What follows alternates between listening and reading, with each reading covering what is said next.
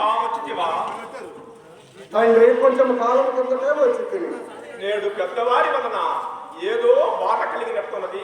బాధ ఏమ బాధ? అతి బాధ ఎక్కింది నాయన. తమరు చెప్పిన కాలజ్ఞానమును వదింపుసు మా తండ్రి గర్భించి 2 వెంపకాయలు వేసును రాని దుఃఖమున తీర్చుకోనికి మెల్లగా సమీపించి ఎంత కష్టపడితివి నాయన. ఎంత కష్టపడదాసని నన్ను ఎలవారికి పొమ్ముదురు. ఆ పోలిక ఇప్పుడు వలదు నాయన. కొంతకాలమును నీవును నా సమీపంలో ఉండగలవు. అట్టి దయ నాపై ఉన్న ఎడల ధన్యుడు నైతుంది.